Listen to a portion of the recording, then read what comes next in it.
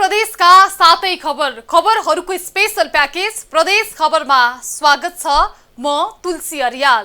प्रदेश खबरमा हामी हरेक प्रदेशका विकास निर्माण र सुशासनको विषयमा खोजमूलक समाचार सामग्री सम्प्रेषण गर्ने गर्दछौं। हरेक खबर सामग्रीको गहिरो सिरफार गर्दै सम्बन्धित निकायको ध्यान आकर्षण गराउँदछौं। आजको प्रदेश खबर सुरु गरौं प्रदेश 1 बाट। सरकारी अड्डा जनताको सेवाका लागि स्थापित हुन्। राज्य कोषबाट ती सरकारी अड्डाका कर्मचारीले नागरिकलाई सेवा प्रवाह गर्नुपर्ने हो। तर कर्मचारीलाई कमाउने ध्यान नहुन्छ। टेबलमा आउने हरेक काममा कमिसन आउँछ कि आउँदैन भन्दै औँला भाँचेरै बसेका हुन्छन्। यस्तै उदाहरण बिर्तामोडको यातायात व्यवस्था कार्यालयमा हुँदै आएको छ। बिर्तामोडको यातायात व्यवस्था कार्यालयको आफ्नै ट्रायल सेन्टर छ। तर प्रदेशको भौतिक पूर्वाधार मन्त्रालयको ठाडो निर्देशनमा निजी ट्रायल सेन्टर सञ्चालक कर्मचारीको सेटिङमा ट्रायल सेन्टरको जिम्मा एक निजी कम्पनीलाई दिएको खबर यसअघि टिभी टुडे एचडी टेलिभिजनले सम्प्रेषण गरेको थियो। खबर सम्प्रेषणपछि प्रदेश 1 को लेखा समितिले अध्ययन थालेको छ। प्रदेश 1 को भौतिक पूर्वाधार मन्त्रालयको ठाडो आदेशमा बिर्तामोड यातायात व्यवस्था कार्यालयले ट्रायल सेन्टरको ठेक्का एक निजी कम्पनीलाई दियो। मोटो रकमको प्रलोभनमा सेटिङ मिलाएर ट्रायलका लागि बिर्तामोड स्थित Kantipur vehicle and free test सेन्टरले दर्ता गरेको थियो। गएको मङ्सिरमा कार्यालयले ट्रायल सेन्टरको टेन्डर समेत आह्वान गर्यो। तर टेन्डर आह्वान भएपछि बिर्तामोडमा रहेको Kantipur vehicle and free test सेन्टरले मात्रै दर्ता गरेको थियो। तर टेन्डर आह्वान भएपछि बिर्तामोडमा रहेको Kantipur vehicle and free test सेन्टरले मात्रै दर्ता गरेको थियो। अनौठो रहस्य कुरा के छ भने यातायात व्यवस्था कार्यालय बिर्तामोडको आफ्नै लगानीमा निर्माण भएको ट्रायल सेन्टर पनि छ। यातायात व्यवस्था कार्यालय मेसीले बिर्तामोड 2 स्थित 4 पानीमा श्रीकृष्ण प्रणामी मन्दिरको 2 बिघा 12 कट्टा जमिनमा निर्माण गरिएको ट्रायल सेन्टर छ। कार्यालय र मन्दिर बीच भएको सहमति अनुसार 10 वर्षका लागि कार्यालयले भाडामा लिएको हो। कार्यालयले 10 करोड 30 लाख रुपियाँ खर्च गरी निर्माण भएको सेन्टरबाट ट्रायल परीक्षा लिँदै आएको पनि थियो। तर मन्त्रालय र निर्देशनालयले बिर्तामोडमा संरचना भई नभएको अध्ययन नै नगरी एक निजी कम्पनीको ट्रायल सेन्टरमा सम्झौता गर्नुले सेटिङमा कमिसनका लागि तानाबाना बुनिएको प्रश्न हुन्छ। यातायात व्यवस्था कार्यालय मेसीका लागि आह्वान गरिएको बोलपत्र सेटिङमा पूर्व योजना अनुसार बिर्तामोडमा रहेको Kantipur vehicle and free test सेन्टरले मात्रै निवेदन दर्ता गरेको थियो। प्रदेश नम्बर 1 भौतिक पूर्वाधार मन्त्रालयले पटक पटक ताकेता गरेपछि यातायात व्यवस्था कार्यालय बिर्तामोडले टेन्डर आह्वान गरेको हो। सेटिङ र पूर्व योजना बमोजिम बिर्तामोडको उक्त Kantipur vehicle and free test सेन्टरलाई जिम्मा दिइदै थियो। तर सेटिङमा ट्रायल सेन्टर निजी क्षेत्रलाई दिने सरकारी योजना अब लगभग तुहिएको छ। मोटो रकमको प्रलोभनमा प्रदेश सरकारको निर्देशनमा सेटिङ मिलाइए पनि सबै योजना बत्किएका छन्। उजुरी परिसकेपछि तत्काल त हामीले अहिले सरकारलाई तत्काल यो काम अगाडि नबढाउनु भनेर निर्देशन दिएका छौँ सार्वजनिक लेखा समितिबाट। र अहिले सबै कुराहरू हामी स्थलगत निर्देशन गरिसकेपछि स्थानीय सरकारको चाहना के हो, स्थानीय समाजको चाहना के हो, वास्तवमा सरकारी लगानी जुन अहिले करोडौँ रुपियाँ लागिसकेको छ त्यो के हुने भयो, सेवाग्राहीले कतिको सेवा पाउँछ, यी सबै कुराहरूलाई विचार गरेर हामी सार्वजनिक लेखा समितिको बैठकबाट यी सबै पक्षहरूलाई विचार गरेर हामी उपयुक्त निर्णय लिन्छौँ। ट्रायल सेन्टरमा कमिसन पाउने मात्रै होइन, सवारी चालक प्रमाणपत्र जस्तो संवेदनशील विषयलाई पैसामा खरिद बिक्री हुने सम्भावना पनि उत्तिकै थियो। ट्रायलमा अनुत्तीर्णहरूबाट पनि मोटो रकम असुल्ने दाउ भए पनि अन्तमा यो विषय स्पष्ट भएको छ। सरकारले कम व्यवहारमा चाहिँ गर्नुपर्ने कामलाई अगाडि बढाउनुपर्छ। त्यसका निमित्त चाहिँ सरकारले उचित कदम चाल्नुपर्छ। यो अलि हतारमा भयो कि किनभने प्रतिस्पर्धाको हिसाबबाट पनि अब यो अलि हामीले के देखिरहेको छौँ भन्दा तत्काल नै यसलाई एउटा चाहिँ हतारमा यसका डकुमेन्ट्रीहरूलाई नवीकरण गर्नुपर्ने कुरा अथवा न्यूनतम कुरालाई पुरा गर्ने कुरा अलि हतारो ढङ्गबाट चाहिँ अगाडि बढाइएको हो कि जस्तो हामीलाई महसुस भएको छ। त्यसो भएको हिसाबबाट चाहिँ हामीले अझै छलफलको गर्न हामीले बाँकी रहेको छ। प्रदेश सरकारको निर्देशनमा जानी यातायात व्यवस्था कार्यालयलाई बलिको बोको बनाउन खोजिएको छ। कार्यालयको आफ्नै ट्रायल सेन्टर हुँदाहुँदै निजी कम्पनीलाई जिम्मा दिनु सरकारी चालक प्रमाणपत्रमा लाखौं कुम्ल्याउने योजना थियो। तर यो सेटिङको खबर बाहिरिएपछि प्रदेश संसदीय समितिको ध्यान आकर्षण भएको छ। संसदीय समितिले अध्ययन गरी सुझाव दिएपछि सवारी चालक प्रमाणपत्रबाट मोटो रकम असुल्ने योजना विफल भएको छ। यसर्थ यस धन्दामा जोडिएकाहरूको विषयमा अध्ययन गरी कारबाही गर्न जिम्मेवार निकायको कानमा बतास चल्न जरुरी छ। टिभी टुडे एचडी टेलिभिजन प्रदेश 1 ब्युरोको सहयोगमा झापा सहकर्मी नारायण अरियालको रिपोर्ट। अब लागौं प्रदेश 2 को खबरतर्फ। अवैध नदी दोहन विरुद्ध अभियानमा लागेका धनुषाका 24 वर्षीय युवक दिलीप महतोको हत्याको 1 वर्ष बितेको छ। तर दिलीप हत्या घटनाको अनुसन्धान गरिरहेको राष्ट्रिय मानव अधिकार आयोगले अझै पनि प्रतिवेदन सार्वजनिक गर्न सकेको छैन। न्याय पाउने आशामा बसेका परिवारजनले नैराश्यता बाहेक केही पाउन सकेका छैनन्। घटना घटेको 1 वर्ष बित्दा पनि दिलीप हत्या घटनामा शंकाको घेरामा रहेका भनिएकाहरूको ठोस प्रमाण अझै जुट्न सकेको छैन। धनुषाको मिथिला नगरपालिका 5 त्रिपुराका दिलीपको क्रसर सञ्चालकको निर्देशनमा टिप्परले खिचेर हत्या गरिएको 1 वर्ष बितिसकेको छ। 2076 साल पुस 25 गते बिहान धनुषाको मिथिला नगरपालिका 5 त्रिपुरका दिलीपको क्रसर सञ्चालकको निर्देशनमा टिप्परले खिचेर हत्या गरिएको थियो। दिलीप हत्याको 2 दिन पश्चात राष्ट्रिय मानव अधिकार आयोग केन्द्रीय कार्यालयले एक विज्ञप्ति जारी गर्दै आयोगको प्रदेश 2 कार्यालयले घटनाको छानबिन सुरु गरेको जानकारी गराएको थियो। तर घटनाको 1 वर्ष बित्दा पनि आयोगको अनुसन्धान अधुरै रहेको छ।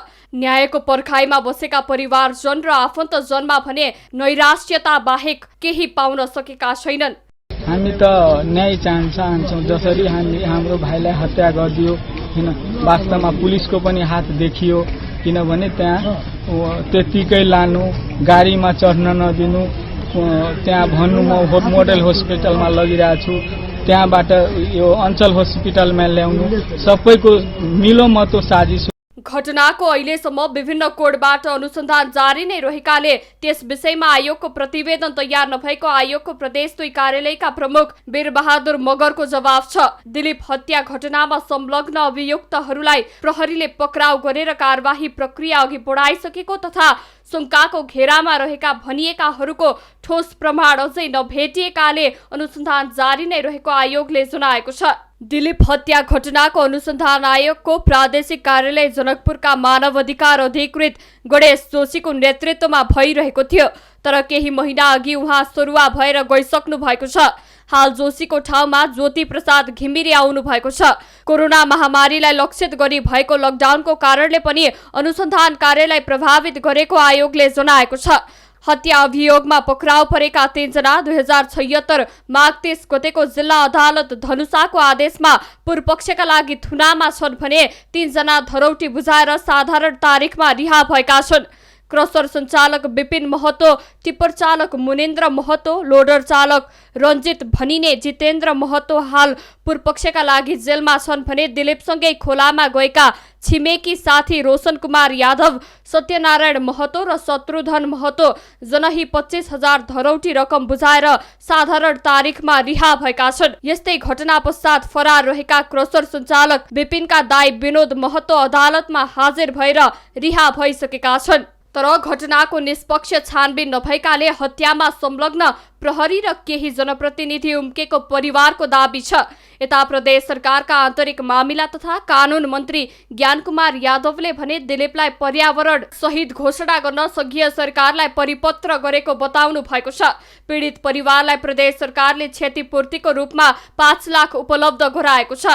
बालुवा गिट्टी जुन उत्खनन गर्ने माफियाहरू छन्, त्यो माफियाहरूको त्यो सञ्जालले यत्रो ठुलो दुस्साहस गरेर दिलीपजी पर्यावरण संरक्षणको लागि अभियान सञ्चालन गरेका थियो र त्यो अभियानकै क्रममा उहाँलाई त्यो माफियाहरू मार्फत चाहिँ हत्या गराएको हो। र हामी दिलीप महतोलाई पर्यावरण शहीदको रूपमा घोषणा होस् भनेर सङ्घीय सरकारलाई पनि हामी परिपत्र गर्न गइरहेका छौँ। हामी चाहिँ उहाँहरूलाई सङ्घीय सरकारलाई अनुरोध गर्न गइरहेका छौँ। बिना मुचलका सब उठाउने तत्कालीन इलाका प्रहरी कार्यालय ढल्के बरका इन्स्पेक्टर रामकुमार यादव र मिथिला नगरपालिका 5 का वडा अध्यक्ष श्याम यादव अझै शंकाको घेरामा रहेको स्थानीयको भनाइ छ। धनुषाको मिथिला नगरपालिका अन्तर्गतको बसही खोलामा अवैध उत्खननले वातावरणीय सङ्कट निम्तिने र बाढीमा वरपरका गाउँ ढुवानमा पर्ने भन्दै त्रिपुरका दिलीप महतोले अवरोध गर्दा ज्यान गुमाउन पुगेका थिए। उनलाई खोलामै टिप्परले खिचेर हत्या गरिएको थियो। टिभी टुडे एचडी टेलिभिजन प्रदेश 2 ब्युरोको सहयोगमा धनुषा सहकर्मी सञ्जय रावतको रिपोर्ट। अब लागौ बागमती प्रदेशको खबरतर्फ। चितवनमा आधुनिक धान रोप्ने मेसिन भित्रिएपछि जिल्लाका किसानहरूलाई राहत भएको छ। विगतमा धान खेतीबाट अत्याधिक खर्च र आम्दानी कम हुँदा चिन्तित बनिरहेका जिल्लाका कृषकहरू धान रोप्ने मेसिन जिल्लामा भित्रिएपछि खुसी भएका छन्। एक दिनमा 5 बिघा क्षेत्रफलमा धान रोप्न सक्ने क्षमता भएको मेसिनका कारण खर्च कम हुनुका साथै जनशक्तिको समेत अभाव नहुने हुँदा किसानहरूलाई राहत मिलेको छ। विगतमा धान खेतीबाट अपेक्षित आम्दानी नहुँदा चिन्तित बनेका चितवनवासीहरू अहिले आधुनिक धान रोप्ने मेसिन अनुदानमा पाएसँगै हर्षित भएका छन्। प्रधानमन्त्री कृषि आधुनिकीकरण परियोजना कार्यान्वयन इकाइ चितवनले रत्ननगर र खैरहनी नगरपालिकाका किसानहरूलाई अनुदानमा मेसिन उपलब्ध गराएको हो। साना किसान कृषि सहकारी संस्था कुमरोज र साना किसान सहकारी संस्था बछ्यौलीलाई 505 लागतमा मात्र सरकारले धान रोप्ने मेसिन उपलब्ध गराएको हो। समयको बचत, खर्च न्यूनीकरण, नयाँ प्रविधि, धान रोपाइमा एकरूपता आउने हुँदा र युवाहरूलाई खेतीतर्फ आकर्षित गराउनको लागि अनुदान दिइएको परियोजना कार्यान्वयन इकाइले जनाएको छ। नयाँ प्रविधि भएको हुनाले महँगो भए तापनि किसानहरूलाई सहज गराउन 505 लागत मात्र किसानहरूले बेहोर्ने गरी अनुदान दिइएको बताइएको छ। बिउ छर्नको लागि, रोप्नको लागि, काट्नको लागि यस्ता मेसिनहरू अलिअलि प्रयोग भयो भने व्यापक रूपमा प्रयोग भएको छैनन्। यिनीहरूको प्रयोग बढाउनको लागि अहिलेसम्म 50% अनुदानको व्यवस्था गरिएको छ। उद्यमी किसानलाई, कृषि सहकारीलाई र कृषक समूहलाई यस्ता मेसिनरीहरूमा अलि अनुदान बढाउन सकियो भने साना किसान र धेरै सहकारीको पहुँचमा पुर्याएर यो चाहिँ आधुनिकीकरणलाई अझ विस्तृत र एकदम भनौँ न गाउँ लेभलसम्म सजिलै पुर्याउन सकिन्छ। विश्व नै यान्त्रिकरणमा गइरहेको अवस्थामा नेपालको कृषि क्षेत्रको लागत न्यूनीकरणको उपायको रूपमा सो मेसिनलाई लिइएको छ। यो प्रविधि नवीनतम छ, साथै यो मौसमी यन्त्र भएकोले एकैजनाले किनेर उपयोग गर्न त्यति फाइदाजनक नहुने हुँदा किसानहरूलाई अनुदानमा दिइएको हो। करिब 20,90,000 मूल्यको मेसिन 505 मात्र किसानहरूले बेहोर्ने गरी अनुदानमा दिइएको हो। एक पटकमा 6 लाइन धान रोप्ने यस मेसिनको विशेषता रहेको छ। 3 पाङ्ग्रे मेसिन पहिले पनि प्रयोगमा ल्याइसकेको भए पनि झापापछि चितवनमा 4 पाङ्ग्रे क्षमताको मेसिन भित्रिएको हो। एक दिनमा 5 बिघा क्षेत्रफलमा धान रोप्न सक्ने क्षमता भएको मेसिनका कारण खर्च कम हुनका साथै जनशक्तिको समेत अभाव नहुने हुँदा किसानहरूलाई राहत मिलेको छ। मेसिनले लाइनमा रोपेको धान रोपाइमा एकरूपता हुने हुँदा उत्पादनमा वृद्धि हुने, एकै किसिमको रोपाइ हुने हुँदा काट्न छिटो हुनुका साथै रोग किरा कम लाग्ने, औषधि छर्न सजिलो हुने किसानहरूको भनाइ छ। यस चाहिँ मेसिनले चाहिँ जुन 6 लाइनमा रोप्छ र एउटै दूरीमा एउटै चाहिँ लाइनमा चाहिँ बिरुवादेखि बिरुवाको दूरी एउटै हुने हुँदा विषादी छर्नलाई हिँड्नलाई किसानले त्यसलाई चाहिँ संरक्षण गर्नलाई सहज हुन्छ र चाहिँ रोग किरा विषादी सम्पूर्ण व्यवस्थापन गर्न सजिलो हुन्छ। काट्नको लागि पनि धानहरू काट्न भित्राउन पनि यसले सहजीकरणको सहज चाहिँ हुन्छ, जसले गर्दाखेरि समग्र चाहिँ व्यवस्थापनमा उत्पादन खर्चमा चाहिँ न्यूनीकरण हुन्छ। 1 घन्टामा यसले 10 कट्ठा, 12 कट्ठा, 14 कट्ठासम्म पनि रोप्न सकिन्छ। बिउको स्थिति कस्तो छ र जमिनको स्थिति कस्तो छ त्यसमा पनि भर पर्छ। खास गरी रोपाइमा हामीले यसलाई 1 दिन अथवा 2 दिन अगाडि नै धानको जमिनको ब्याड तयार गरिसकेपछि 2 दिन पछाडि छिपछिपे हिलो भएको जमिनमा लगेर हामीले यसलाई रोप्छौँ। खासमा यसको मुख्य खर्च भनेको सुरुवातको खर्च हो र यसको मेन्टेनेन्स खर्च कति हुन्छ भनेर हामीले पहिलोपटक भएको हुनाले अनुमान गर्न सकेका छैनौँ। यसरी जनशक्ति र नवीनतम प्रविधिको चरम अभाव झेलिरहेका किसानहरूलाई राज्यको सहयोग रहिरहने हो भने किसानहरू खेती त्यागेर विदेश पलायन हुने छैनन्। चितवनका किसानहरूलाई मात्र नभई सबै किसानहरूलाई सरकारको सहयोगको खाँचो छ। TV today HD television Bagmati प्रदेश ब्युरोको सहयोगमा चितवन सहकर्मी दिलीप डल्लाकोटीको रिपोर्ट। अब लागौ गण्डकी प्रदेशको खबरतर्फ। कास्कीको पोखरामा अवस्थित पुरानो विद्यालयको रूपमा परिचित बाराही माध्यमिक विद्यालयमा पछिल्लो 15 महिनाको अवधिमा 7 करोड बराबरको भौतिक पूर्वाधार निर्माणका काम भएका छन्। साउदी फन्डको आर्थिक सहयोग र राष्ट्रिय पुनर्निर्माण प्राधिकरणको 4 करोडको लागतमा विद्यालयको भौतिक स्तर उन्नति हुन लागेको छ। समग्रमा विद्यालयमा 15% भौतिक संरचनाको निर्माण कार्य सम्पन्न भएको छ। हाल 7 कोठी अत्याधुनिक पक्की भवन लगायतका संरचनाको निर्माण कार्य धमाधम भइरहेको छ। करिब 11 रोपनी क्षेत्रफलमा फैलिएको पोखराकै पुरानो विद्यालयको रूपमा परिचित बाराही माध्यमिक विद्यालयमा भौतिक संरचनाका कामहरू भइरहेका छन्। तीनै तहको सरकारको सहयोगमा छोटो अवधिमा भौतिक संरचनाका काम धमाधम भइरहेका छन्। टिनको भवनलाई विस्थापन गरी हाल 4 कोठे पक्की भवनको निर्माण कार्य सम्पन्न भएको छ। त्यस्तै छात्र र छात्राका लागि आधुनिक शौचालय पनि तयार भइसकेका छन् भने शुद्ध पिउने पानीको लागि युरोगार्ड सहितका धारा जडान गरिएको छ। विद्यालयको हाताभित्र चिल्ड्रेन फन पार्क बनाइएको छ। टिनको भवन र पर्याप्त कोठा नहुँदा पठन पाठनमा समस्या झेल्दै आएका विद्यार्थीहरू विद्यालयमा भौतिक स्तरोन्नति भएसँगै खुसी भएका छन्।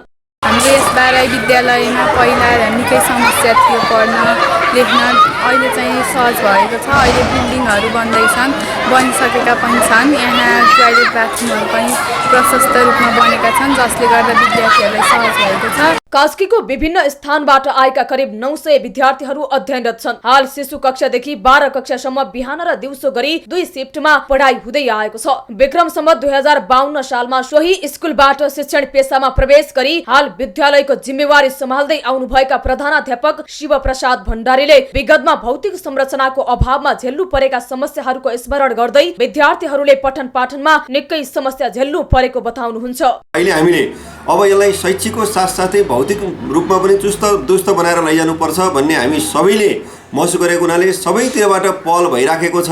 हाम्रो विद्यालय व्यवस्थापन समिति अहोरात्र खटिराख्नु भएको छ। वडा परिवार हाम्रो विद्यालयप्रति असाध्यै सकारात्मक, दिनदिनै विद्यालयमा वडाध्यक्ष आउनुहुन्छ होइन, उहाँले पनि हामीसँग सरसल्लाह गरिरहेको छ। हामी सबैजना अहोरात्र खटिरहेका छौँ र कसरी राम्रो बनाउन सकिन्छ भन्नेमा हामी लागिरहेका छौँ। भौतिक संरचनाको अभावमा विद्यार्थीहरूले पढाइमा झेल्दै आएको समस्यालाई मध्यनजर गरी विद्यालयको संरचना निर्माण गर्न केही वर्ष पहिले महायज्ञ सञ्चालन गरेर नगद जिन्सी सामान र उधारो बोली गरी करिब 50 लाख रकम सङ्कलन गरिएको विद्यालय व्यवस्थापन समितिले जनाएको छ। पुनर्निर्माण प्राधिकरणले विद्यालयहरूका भवनहरू निर्माण गर्छ भन्ने सूचना पाएपछि हामी पुनर्निर्माण प्राधिकरणसम्म पुग्यौँ र उहाँले अघिल्लो वर्ष 4 कोठे भवन झन्डै 70 लाख बराबरको चाहिँ 4 कोठे भवन निर्माणको लागि चाहिँ स्वीकृति त सम्पन्न पनि भएको छ भने यस वर्ष झन्डै 2.5 करोड रुपियाँको चाहिँ पुनर्निर्माण प्राधिकरणबाटै हामीले 3.5 तले भवन हामी निर्माण गर्ने प्रक्रियामा छ। तपाईँ देख्न सक्नुहुन्छ त्यो काम अहिले भइरहेको छ। झन्डै असार मसान्तमा यो भवन सम्पन्न हुने तयारीमा छ। 3 तहको सरकार गठन भएसँगै सरकारी तथा सामुदायिक विद्यालयहरूलाई गुणस्तर वृद्धि गर्दै उत्कृष्ट जनशक्ति उत्पादन गर्ने महानगरको लक्ष्य छ। गत मक्सिरको अन्तिम साता सम्झौता भई आगामी असार मसान्तमा सम्पन्न गर्ने गरी बानिया कन्स्ट्रक्सन हेटौडा नामक निर्माण कम्पनीले 7 कोठे अत्याधुनिक पक्की भवनको निर्माण कार्य भइरहेको छ। उक्त भवनमा पहिलो, दोस्रो र तेस्रो तलामा 2 कोठा र चौथो तलामा 1 कोठा रहनेछन्। त्यस्तै राष्ट्रिय पुनर्निर्माण प्राधिकरणको सहयोगमा 68 लाखको लागतमा 4 कोठे भवनको निर्माण कार्य पूरा भएको छ। टिभी टुडे आजडे टेलिभिजन गण्डकी प्रदेश ब्युरोको सहयोगमा कास्की सहकर्मी अनिता घिमिरेको रिपोर्ट। अब लागौं लुम्बिनी प्रदेशको खबरतर्फ। केही वर्ष अघि वर्षयाममा मात्र धानको खेती हुँदै आएको बर्दियामा अहिले चैते धानको ब्याड लगाउने किसानलाई भ्याइ नभ्याइ छ। नेपाल सरकार कृषि मन्त्रालय अन्तर्गतको प्रधानमन्त्री कृषि आधुनिकीकरण परियोजना धान सुपर जोनले यहाँका किसानहरूलाई आवश्यक पर्ने चैते धानको बिउ तथा प्राविधिक सहयोग गर्दै आएपछि धान खेती गर्ने किसानको संख्यामा पनि उल्लेखनीय वृद्धि भएको छ।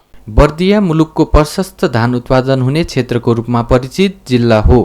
केही वर्ष अघि वर्षायाममा मात्र धानको खेती हुने बर्दियामा अहिले चैते धानको ब्याड लगाउने किसानलाई भ्याइ नभ्याइ छ। यहाँका किसानहरूले केही वर्ष अघि परीक्षणको रूपमा लगाएको चैते धानको उत्पादन सफल भएपछि चैते धानको खेती गर्ने किसानको संख्यामा उल्लेख्य वृद्धि भएको छ। पहिला हाम्रो यो चैते धान बन्ने हामीलाई थाहा पनि थिएन, गर्दा पनि गरिन्नथ्यो।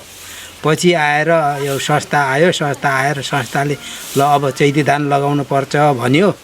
अनि त्यति भनिसकेपछि अब यहाँ मुदी अब थोरै थोरै भए पनि त्यस साल हेरियो, अलिअलि धान राम्रै भयो। अनि त्यसबाट अब गर्दै आइयो छ। बर्दिया भौगोलिक दृष्टिले पनि उष्ण तटीय क्षेत्रमा पर्ने भएकाले यहाँ चैत, वैशाख, र जेठमा असाध्यै गर्मी भई पानी पनि असाध्यै पर्ने गर्दछ, जुन चैते धानका लागि वरदान नै साबित हुन्छ। नेपाल सरकार कृषि मन्त्रालय अन्तर्गत पर्ने प्रधानमन्त्री कृषि आधुनिकीकरण परियोजना कार्यान्वयन इकाइ धान सुपर जोनले यहाँका किसानहरूलाई आवश्यक पर्ने चैते धानको बिउ तथा प्राविधिक सहयोग गर्दै आएको छ। त्यसको परिणाम स्वरूप यस वर्ष धानको रोपाई पोहोरको तुलनामा डबल भन्दा धेरै क्षेत्रफलमा हुने अनुमान गरिएको छ। र विशेष गरेर राजापुर र गेरुवा दुईटा पालिकाहरू नै हो र त्यसबाहेक चाहिँ हामीले यता ठाकुरबाबा नगरपालिका र बारबर्दिया नगरपालिकामा पनि केही क्षेत्रहरू चाहिँ हामीले त्यहाँ विस्तार गरेको स्थिति छ। चैते धान समयमा रोप्न र मलखात एवं पानीको सही व्यवस्थापन गर्न सके यसबाट बढीभन्दा बढी उत्पादन गर्न सकिन्छ। यस्तै यसले भारत लगायत तेस्रो मुलुकबाट अत्याधिक मात्रामा गरिँदै आएको चामलको आयातमा कमी ल्याई अर्थतन्त्रमा टेवा पुग्ने र किसानहरूलाई पनि राहत मिल्ने देखिन्छ। TV today SD television Lumbini प्रदेश ब्युरोको सहयोगमा बर्दिया सहकर्मी ऋषि वाग्ले गोपालको रिपोर्ट। अब लागौ कर्णाली प्रदेशको खबरतर्फ।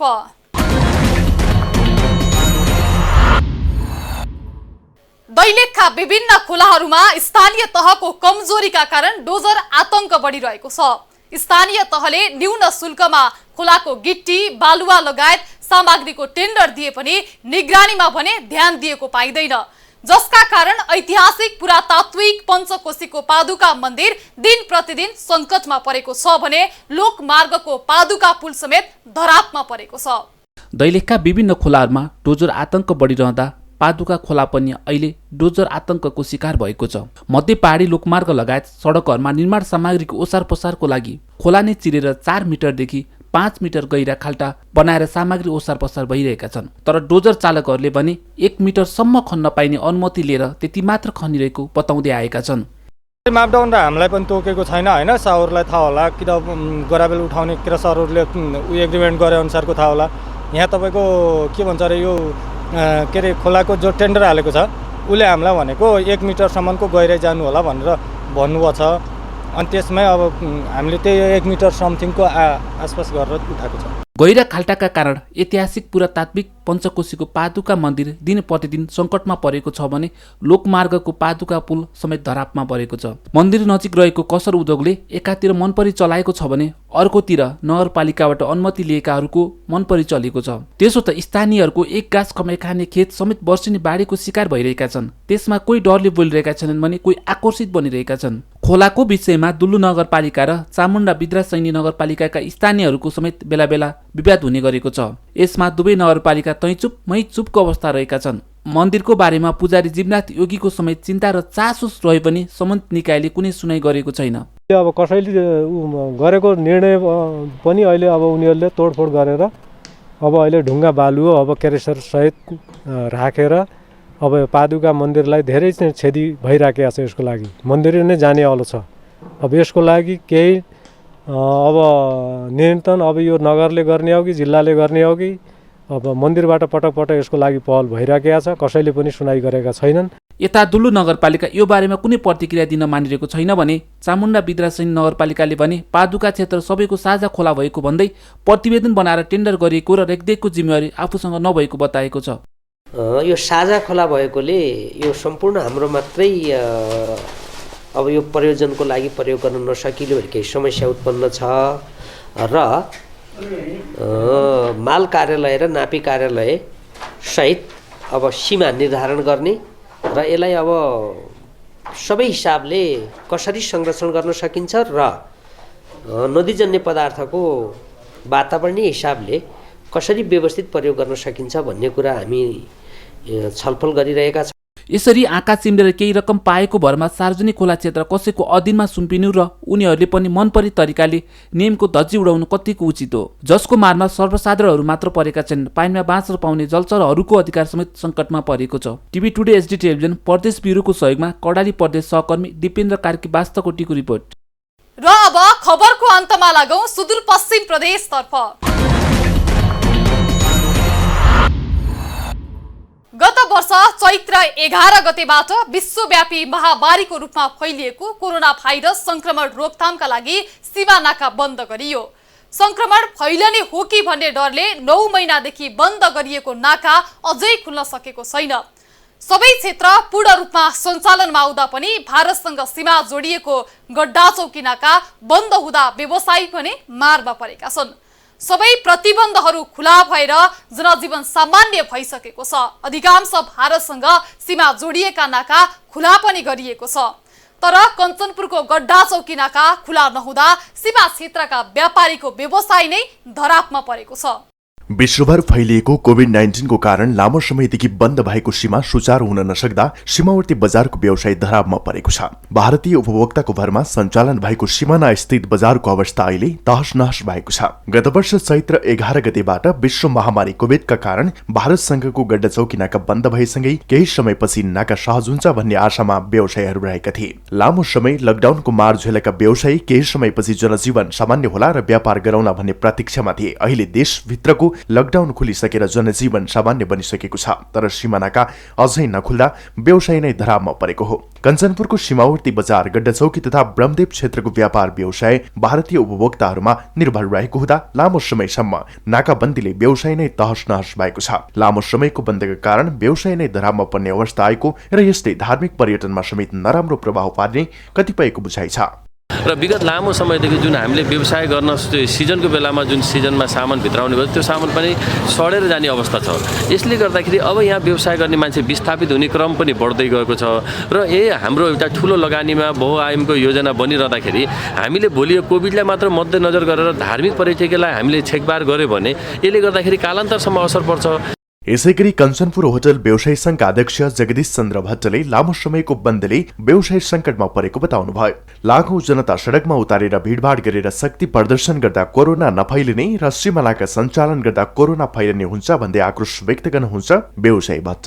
कोभिडका कारणले हामी यो बोर्डर बन्द भएका कारणले चाहिँ यो क्षेत्र पर्यटन क्षेत्रमा होटल क्षेत्रमा यो उद्योग एक प्रकारले एकदमै निरुत्साहित भएको अवस्था छ। हामीहरू चाहिँ निराश भएका छौँ। नाका बन्दका कारण बस व्यवसायहरूको अवस्था पनि दयनीय छ। कञ्चनपुरबाट भारतका विभिन्न शहरहरूमा सञ्चालन हुँदै आएका बस विगत 1 वर्षदेखि ग्यारेजमै थन्किएका छन्। यातायात भनेको राज्यको मेन मेरुदण्ड नै हो। यी यात्रुहरू ओसार प्रसार गर्ने एक ठाउँबाट अन्यत्रका लागि सहजीकरण गर्ने माध्यम भनेको सार्वजनिक सवारी साधन मात्रै हो। त्यो जुन दिनदेखि यो चैत्र 10 गतेदेखि लकडाउनको परिस्थिति भयो, यसपछि यातायात क्षेत्रमा सार्वजनिक सवारी साधनहरू देशैभरिका 3.5 लाख सार्वजनिक सवारी साधनहरू र त्यससँग आश्रित मजदुर र त्यससँग जोडिएका पक्ष सबै अहिले बिजोग अवस्थामा छन्। लामो समयदेखि बन्द भएको सीमा खोल्नुपर्ने भन्दै कञ्चनपुर उद्योग वाणिज्य संघको नेतृत्वमा व्यवसायीहरूले प्रमुख जिल्ला अधिकारी समक्ष ज्ञापन पत्र समेत पेश गरिसकेका छन्। यता जिल्ला प्रशासन कार्यालय कञ्चनपुरको भने नाका खोल्ने सम्बन्धमा सरकारको निर्णय नै पर्खनुपर्ने जवाब छ। नेपाली नागरिकहरूलाई पनि आफ्नो देशभित्र प्रवेश गर्न कुनै पनि समस्या छैन।